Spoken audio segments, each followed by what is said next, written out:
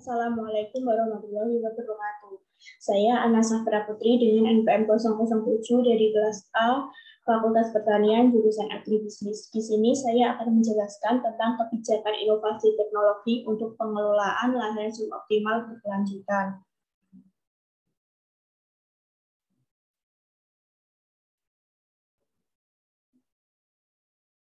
Pengertian lahan suboptimal. Lahan suboptimal sendiri adalah lahan yang dimanfaatkan dan dikelola untuk pertanian, perkebunan, kehutanan, peternakan, perikanan, atau pelestarian lingkungan, namun belum memberikan manfaat yang optimal. Selanjutnya ada contoh dari lahan suboptimal sendiri. Yang pertama ada lahan kering masam, yang kedua ada lahan kering iklim, yang ketiga iklim kering, yang ketiga ada lahan rawa pasang surut. Di sampingnya adalah contoh dari masing-masing contoh lahan suboptimal.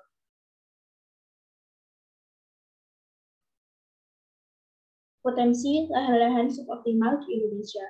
Kementerian Pertanian 2013 menaksir bahwa luas lahan suboptimal di Indonesia yang sesuai untuk pertanian mencapai 91,9 juta hektar, di mana yang terluas adalah agroekosistem lahan kering masam yang mencapai 62,6 juta hektar atau 68,1%.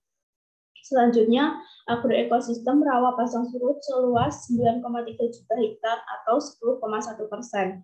Ya, selanjutnya lahan kering iklim seluas 7,8 hektar atau 8,5%. Rawa lebat seluas 7,5 juta hektar atau 8,2%, dan lahan gambut seluas 4,7 juta hektar atau 5,1%. Pada saat ini, sebagian dari lahan-lahan suboptimal ini sudah dimanfaatkan untuk budidaya tanaman, ternak, atau ikan.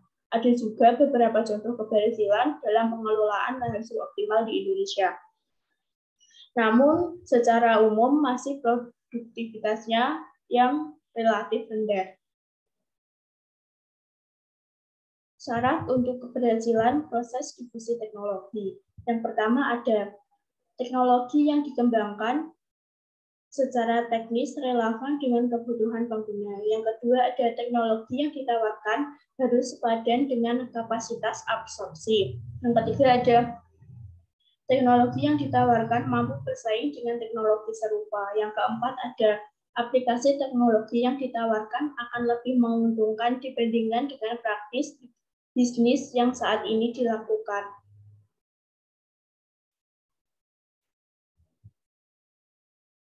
Selanjutnya ada strategi pengembangan teknologi untuk pengelolaan lahan suboptimal. Yang pertama ada perbaikan sifat fisika, kimia, dan biologi tanah. Pengembangan lahan suboptimal untuk usaha pertanian umumnya dihadapkan dengan beberapa persoalan terkait sifat fisika, kimia, dan biologi tanah. Di antaranya kadar liat atau bahan organik tinggi, kemasan tanah yang tinggi, keracunan Fe dan Al, serta kadar unsur bahaya seperti N, P, K, Ca, dan Mg. Yang kedua ada perbaikan tata air. Pengaturan tata air adalah suatu hal yang sangat penting dalam pengelolaan lahan pertanian pada ekosistem rawa. Pengaturan tata air ini untuk mengurangi kemasaman tanah, mencegah pemasaman tanah akibat teroksidasinya lapisan pirit, mencegah bahaya salinitas, bahaya banjir, dan mencuci zat beracun yang terakumulasi di zona perakaran tanaman. Suryadi et al. 2010. Yang ketiga ada pengembangan jenis dan varietas adaptif. Lawit dan menyapa adalah nama varietas unggul kedelai adaptif pada lahan pasang surut dan lahan sawah. Keistimewaan dari kedua varietas ini adalah pengujian multilokasinya dilakukan di dua agroekologi, yaitu lahan pasang surut dan lahan sawah, sehingga memiliki daya adaptasi yang luas.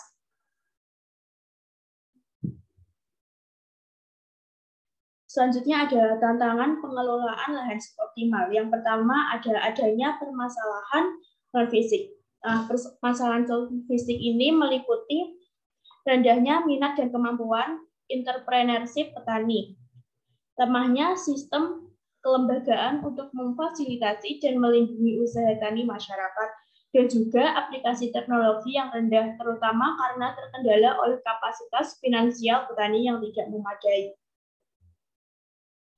Yang kedua, adanya permasalahan pada aspek budidaya. Aspek budidaya ini meliputi persiapan lahan, pemakaian benih varietas unggul, penanaman, pemeliharaan, pemupukan, pengendalian hama, penyakit tanaman, dan gulma yang belum dilakukan dengan baik. Yang ketiga ada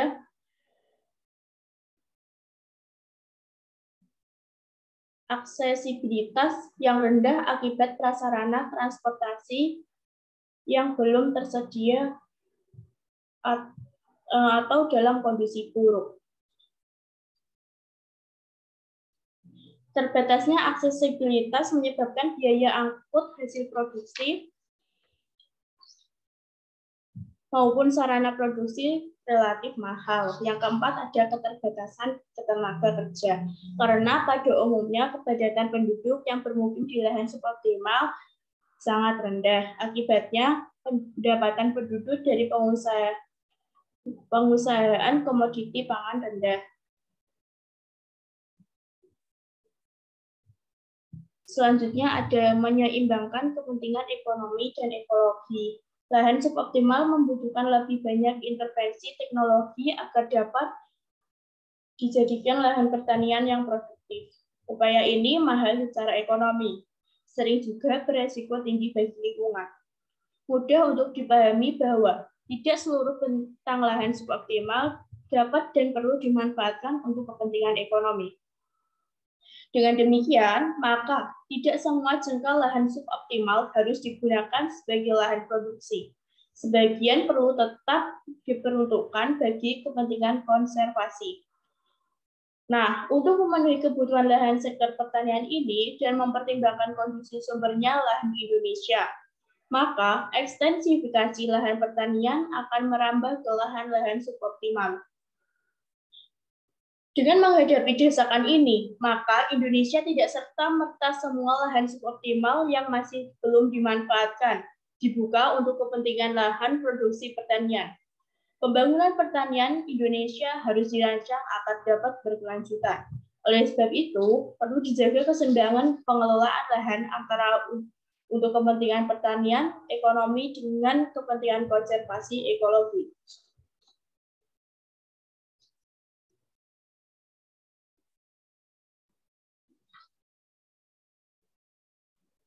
Terima kasih atas perhatian. Sekian yang dapat saya sampaikan. Semoga ilmunya bermanfaat. Wassalamualaikum warahmatullahi wabarakatuh.